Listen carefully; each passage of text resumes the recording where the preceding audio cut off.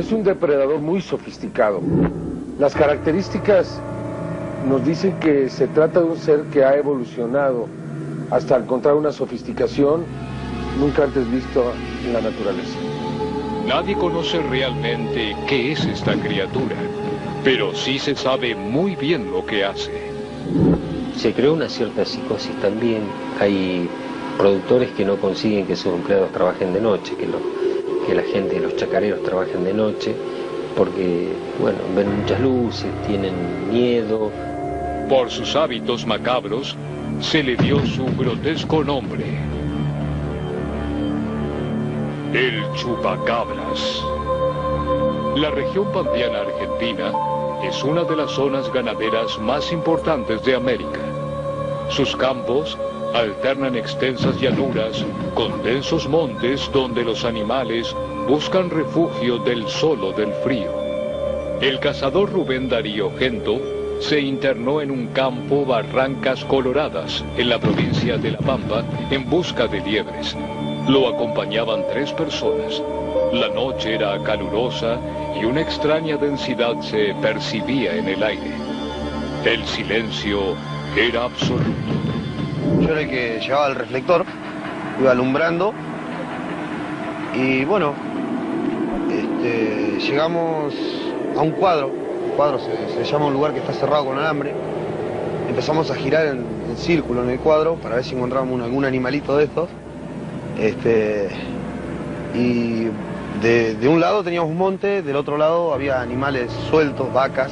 Pero Rubén Darío y sus acompañantes no eran los únicos que estaban de cacería aquella noche en el monte.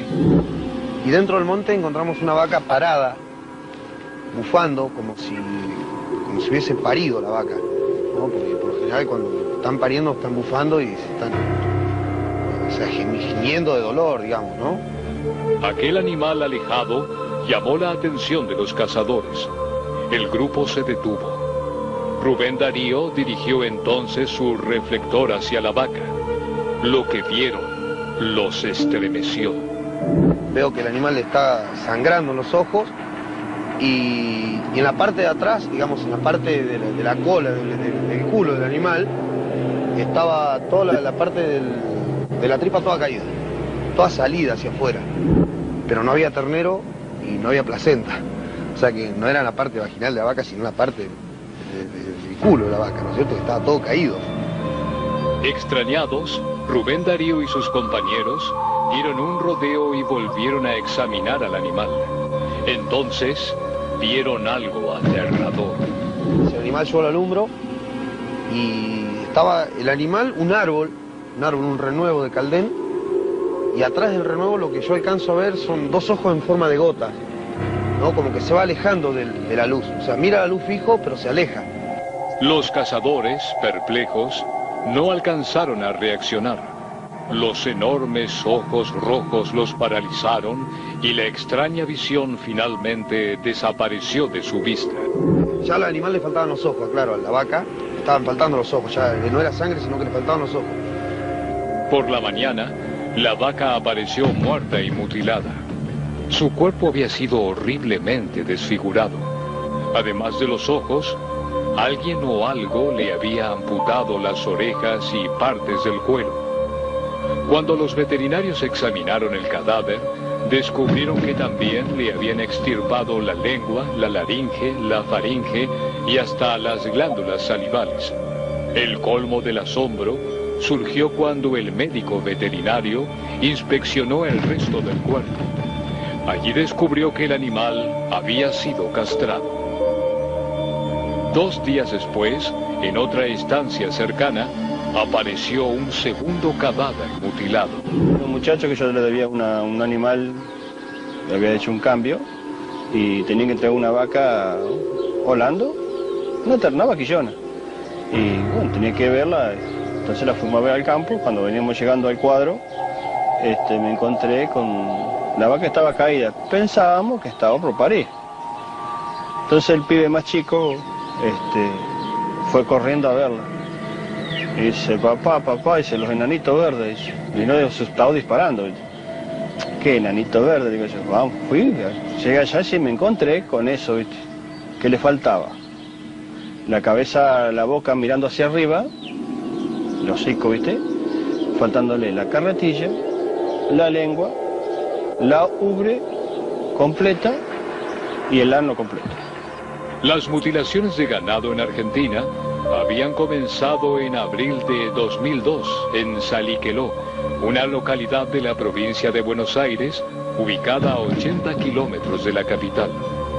Pronto se diseminaron por toda la provincia y se extendieron a la vecina, La Pampa. Se veían siempre con el mismo patrón, si la zona izquierda, el faltante de la lengua, el maxilar, o sea, la carne, el maxilar, oreja, ojo, ano, vagina en las vacas, pene y testículos en los machos. Donde faltaba todo el cuero, la carne, y quedaba el cuero, quedaba el hueso totalmente desnudo. Las macabras mutilaciones sembraron el espanto entre los campesinos. Y en otros hemos logrado apreciar también aberturas o ventanas en todo lo que es la parrilla costal de los animales y que permitía ver con bastante claridad los órganos internos de la cavidad torácica, por ejemplo, los pulmones. Algunos cortes parecían simplemente no tener sentido. Otros resultaban escalofriantes. En las vacas preñadas, a algunas les han extraído los fetos y a otras no. Hay vacas que le faltaba 1 o 2 días ya para parir y el feto estaba completamente formado, eso tuve la oportunidad de verlo yo, y es como que le cortan toda la parte de la panza, le sacan el paño ese como si fuera para mirar el feto, pero nada más, o sea, no tiene absolutamente nada, ningún corte el feto. Y en otros casos hay animales muy chicos, o sea, de 3-4 días de nacido, que aparecen mutilados junto a la madre. Los campesinos estaban aterrados, las autoridades desconcertadas. La noticia pronto trascendió a todo el país.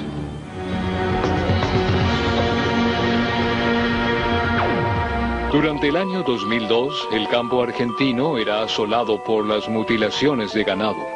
Pero no se trataba solo de animales desfigurados. Extraños fenómenos parecían estar asociados a las muertes. Todas, absolutamente todas las mutilaciones fueron acompañadas de luces. Ahora, si son de arriba o son de abajo, todavía no lo podemos determinar. Pero que hay luces con las mutilaciones es un hecho. Una abrumadora cantidad de testigos había observado luces en el cielo las noches anteriores a los macabros amaneceres. Todos los casos estos comenzaron cuando yo te decía en el año 2002 con el avistamiento de una especie de nube gigante que surcó el cielo de Saliqueló. La nube esa gigante tenía la forma de una rueda, como una rueda de vehículo así, y surcó de sur a norte y después girando hacia el este, surcó el cielo saliquelense, que fue vista por mucha gente. Eso fue el 1 de mayo del año 2002. Ahí comenzaron todos los casos de mutilación aquí, que para nada fue asociado con esa nube. A medida que ambos fenómenos tuvieron difusión, fue inevitable que muchos comenzaran a relacionarlo. Adjudicar las mutilaciones a experimentos extraterrestres brindaba una explicación cabal. Veo una luz bien blanca que enfoca los caldenes, ¿viste? De arriba del cerro. Y por curioso nomás, ¿viste? Digo, estos son los que hacen la macana. Se trata de investigaciones hechas por seres extraterrestres que vienen aquí al planeta Tierra con la sola misión de investigar. Y cuando me preguntan si esta no es una hipótesis delirante, yo contesto que si esta es una hipótesis delirante, esta es la menos delirante de todas las hipótesis que se han dado para explicar el tema de las mutilaciones de ganado. Y está directamente asociado a la destrucción de la capa de ozono.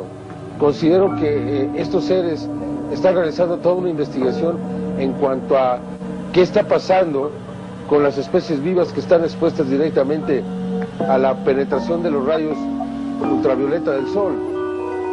Pensar en experimentos extraterrestres explicaba el motivo y el uso de avanzada tecnología. Si nosotros humanos llegáramos al planeta Marte, y suponiendo que en Marte hubiera vida, y que esa vida fuera como la de la Tierra, vegetales y animales, nosotros necesitaríamos tomar muestras de estos animales para, una vez registradas esas muestras, regresarlas aquí a la Tierra o bien investigarlas directamente en el interior de la nave espacial. Ahora bien, una cosa es que yo, astronauta que llego a Marte, tome algunas muestras y otra cosa es que yo tenga que meter en mi nave espacial 3 o 4 animales que pesan entre 500 y 700 kilos. Pero, ¿no podían ser seres humanos los causantes de las mutilaciones? Cuando yo veo el novillo, lo primero que dije, me cagaron los marcianos, ¿viste? El hecho de que los cadáveres aparecieran en tan diversos lugares hacía difícil pensar que pudiera tratarse de un grupo de bromistas. Mucha gente se plantea, los mismos productores plantean, no serán los rusos, no serán los yanquis, y yo creo que no es así, porque las potencias tienen los medios suficientes como para venir, comprar la suficiente porción de terreno que necesiten y hacer todos los experimentos que quieran sin que nadie les vaya a decir nada. En los laboratorios de especialidades medicinales y los laboratorios de investigaciones biológicas utilizan simios, animales, monos, conejitos de indias, etcétera, en sus experimentos, pero sobre todo digo monos, animales de cierto tamaño. No andan cazándolos por las selvas ni por los campos. Directamente tienen sus proveedores que les llevan estos animales al interior del laboratorio, el laboratorio de tal empresa, de tal otra empresa, y ahí se hacen los experimentos. Por otra parte, en ninguno de los casos se encontraron huellas, ni de pisadas ni de tractores. Y en algunos casos, los animales aparecieron en lugares de difícil acceso. En el año 2002, la situación de nuestro terreno era muy complicada, por el hecho de que teníamos inundaciones. O sea, quien no conocía bien los caminos, es imposible acceder a los lugares donde habían accedido. ¿Por qué? Porque en muchos de los casos tuvimos que hacerlo hasta a caballo. Pero mientras para muchos las mutilaciones tenían la firma de extraterrestres, a otros no se les escapaban las similitudes de las mismas con los famosos ataques de el chupacabras. Tras su paso por Puerto Rico en 1975, los ataques fueron observados en República Dominicana. Fue en 1978. A mediados de los 90, el chupacabras reapareció con furia en Centroamérica, especialmente en Puerto Rico y México. También se sintió su paso en Costa Rica, El Salvador y Guatemala. Los animales que han sido atacados fueron de todo tipo. Fueron vacunos, fueron ovejas, cerdos, perros, guanacos, llamas. Aunque hay algunos casos de burros o de vacas, en la mayoría de las ocasiones son los animales de corral, las ovejas, las cabras, los patos. Hace unos días en México, 20 gallos muy finos de pelea aparecieron todos muertos. En México, los primeros animales extrañamente asesinados se descubrieron en mayo de 1996. Jalisco, Sinaloa y Veracruz eran las regiones más afectadas. Lo que más hizo que muchos relacionaran las mutilaciones en Argentina con los ataques del chupacabras fue que las víctimas de ambos tipos de agresiones estaban desangradas. No quedaba una sola gota de sangre en su cuerpo. Los animales que han sido mutilados también carecen de sangre, pero también en la mayoría de las ocasiones fundamentalmente carecen de órganos. En el caso del chupacabras, o entidad biológica anómala, que es lo que debería llamarse, la constante es de que es la sangre la que falta, ¿no? La ausencia de sangre era llamativa, no solo en el cuerpo del animal. Tampoco se encontraban manchas de sangre alrededor.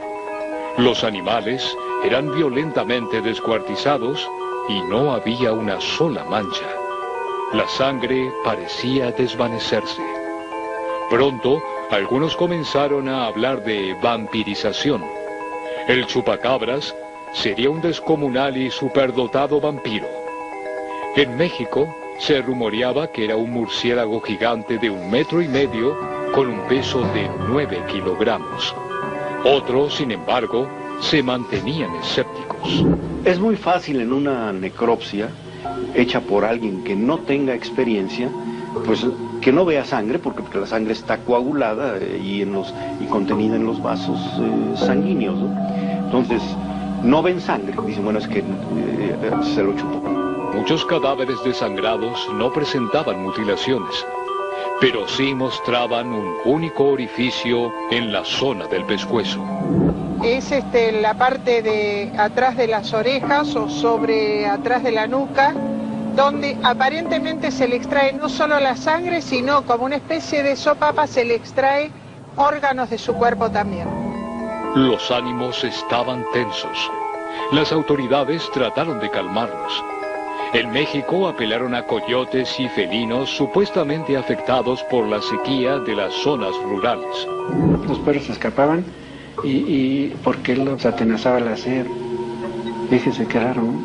Entonces atacaban animales y casi no los devoraban, sino que le lamían la sangre.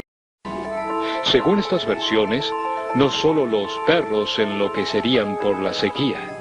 Tengo entendido que hay parvadas de loros, también sedientos. ¿Y sabe qué hacían según nuestros informantes? Se prendían de los borregos con sus garritas y los borregos desesperados porque no se los podían desprender. Y los pericos les destrozaban la piel y les chupaban la sangre. La gente igualmente seguía temerosa del vampiro gigante, a pesar de que sus víctimas predilectas parecían ser los animales. Las descripciones coincidían en adjudicarle una estatura de 1,20 metros. Otro detalle relatado casi unánimemente eran los enormes ojos rojos. Su boca carecería de labios. De ella saldrían 2 lacerantes colmillos. Tendría púas en la cabeza y en la espalda. Sus manos tendrían 3 dedos provistos de afiladas uñas.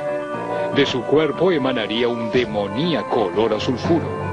Su piel estaría manchada como la de una rana, aunque para algunos sería totalmente negro. Lo más extraordinario serían sus patas traseras. Estas extremidades se asemejarían a las de los canguros, pero provistas de temibles garras. Gracias a estas patas, el chupacabras tendría una asombrosa habilidad para saltar. Se trataba entonces de un murciélago o de un canguro. Su mitad superior se asemejaba al primero, mas sus patas recordaban al segundo. En cualquier caso, estaba claro algo. No era una criatura común. Si un animal podía consumir toda esa cantidad de sangre, requeriría un estómago de aproximadamente 100 litros, lo cual implicaría que el animal en su total volumen debería de estar pesando alrededor de 500 o 600 kilos. Entonces no existe ningún animal de esas características.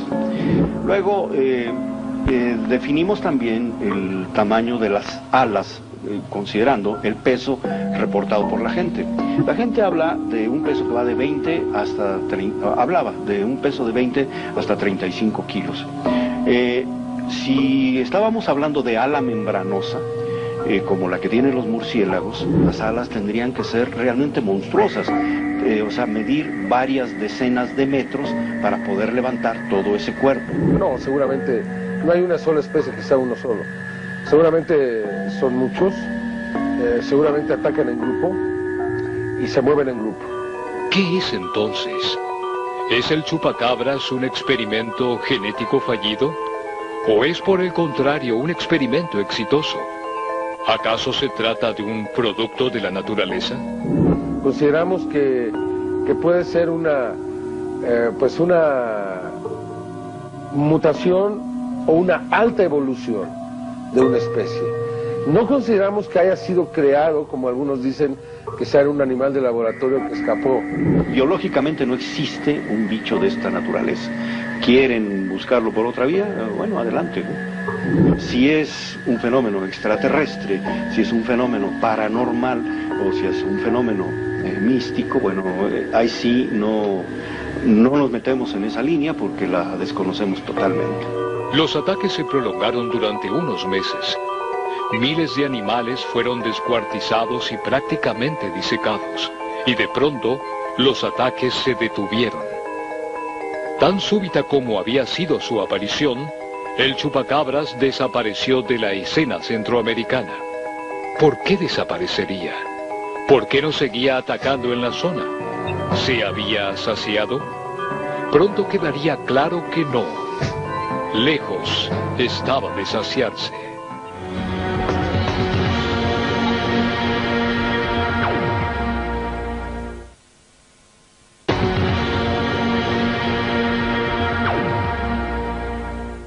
Algunos pensaron que podía tratarse de algún depredador, pero la hipótesis era difícil de sostener. Era muy difícil el acceso a los lugares porque nos encontrábamos en una inundación en la zona. Por lo tanto, se manifestaba si existían rodados de algún tipo de persona que pudiera haber accedido a los campos, sin embargo no encontramos nada.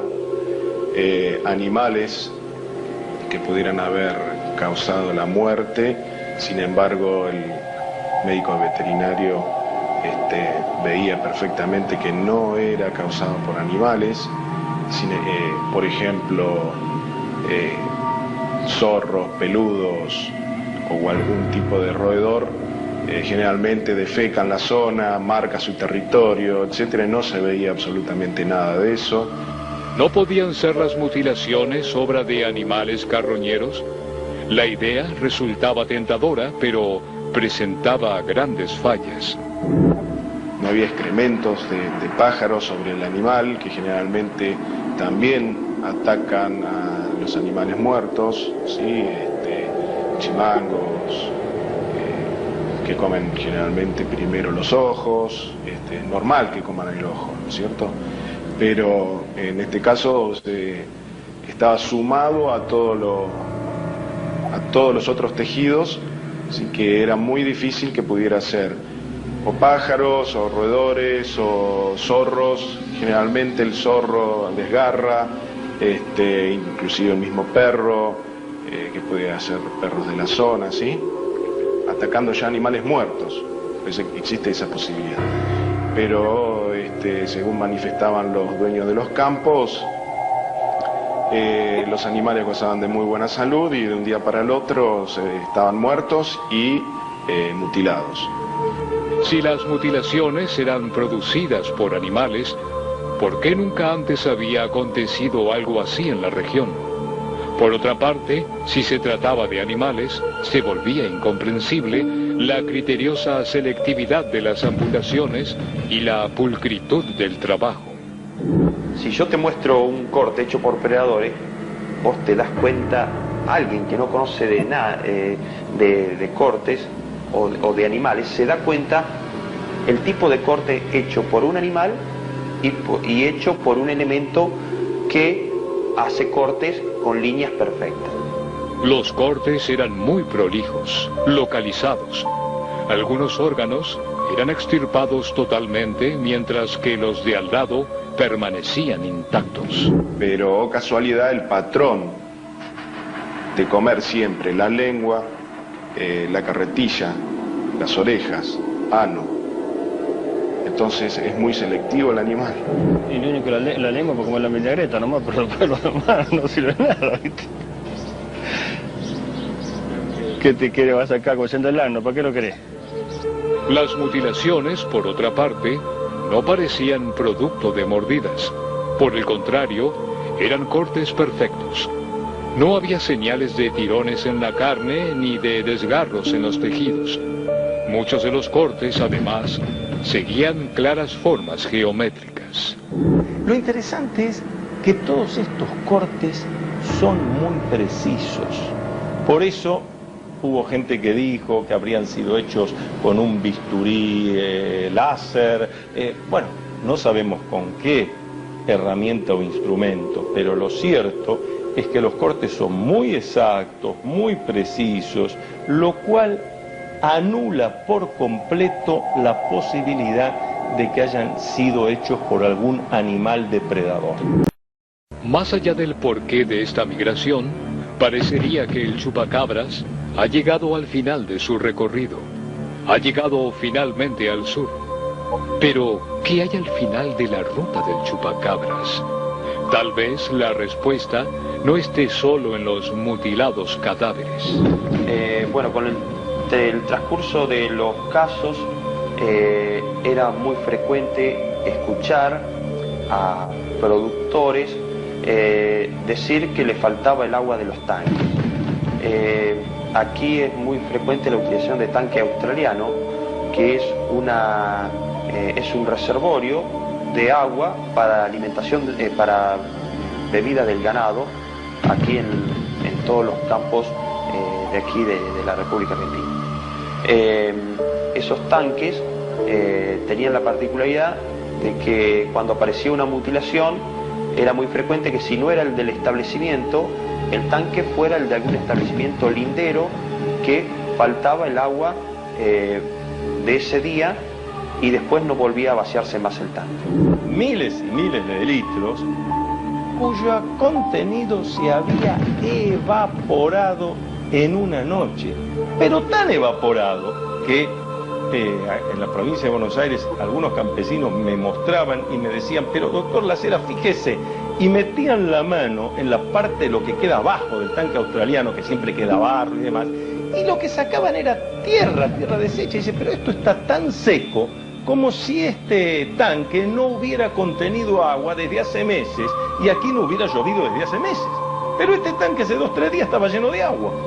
Decía que no solo se había evaporado, disuelto, desaparecido el agua, sino que este procedimiento había sido de tal manera que el barro que queda abajo, en la base del tanque australiano, se había convertido en tierra seca, en arenilla.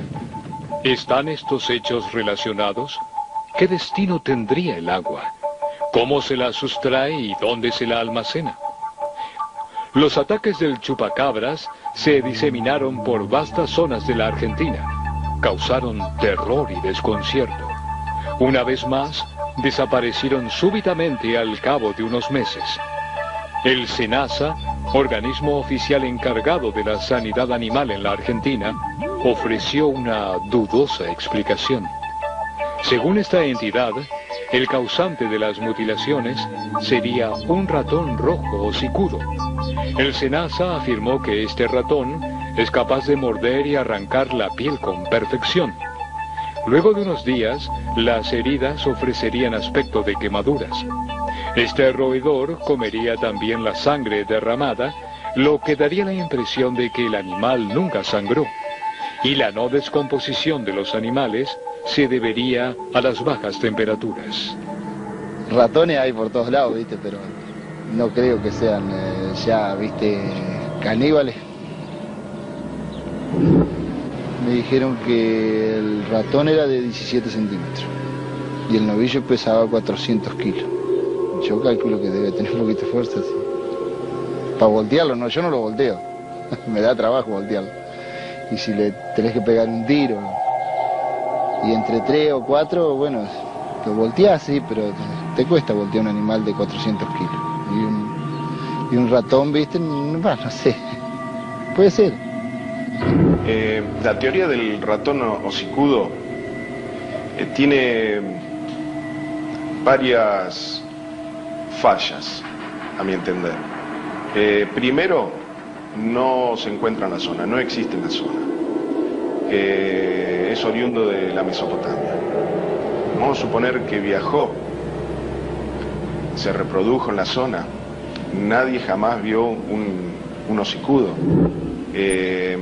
Después las imágenes que se vieron por parte de los estudiosos que decían que era el ratón hocicudo, mostraron un animal ya muerto con anterioridad, donde estaba despanzurrado, y los ratones, ¿sí?, iban y comían los restos de granos o pastos que se encontraban en el rumen. Y cuando estaban comiendo lengua, era en un laboratorio. Por lo tanto, a campo no se puede decir es el ratón hocicudo, menos de que cause la muerte. No hay una verdadera explicación en Argentina. Todos los casos que han estado sucediendo, animales encontrados dentro de un tanque que no podían haber accesado solos, el tipo de heridas, resulta absolutamente ridículo considerar que un roedor en Argentina haya podido hacer este tipo de cosas. Una vez más, las autoridades tratan de relativizar estos hechos. Tienden a que todo quede en el olvido. Esta actitud de las autoridades solo agrega más misterio e indigna a los campesinos. Los productores también es como que bajaron los brazos porque por esta vieja teoría o no sé si decir vieja o irrisoria teoría del ratón hocicudo. Entonces mucha gente por ahí no le gustó, fue como una tomada de pelo para gente que vivió toda su vida en el campo, pensar que un ratón se puede llegar a comer una porción de tejido tan importante, por ahí eso le cayó mal y bueno, y fue así que no hicieron ningún tipo más de declaraciones. O sea, tal vez hubo mutilaciones y por este hecho no las denunciaron. Es muy lamentable porque uno espera de un científico el alto nivel, un final decoroso, y no, por ejemplo, que se trate todo esto de un simple ratón hocicudo, rojizo encima, del cual tengo mucho conocimiento por estar viviendo 11 años en una localidad de Entre Ríos, en donde tuvimos la oportunidad, después de una creciente, de ver miles de esos ratones hocicudos. Y quiero aclarar que en esa localidad, en las islas, está repleta de ganado y jamás hubo una mutilación.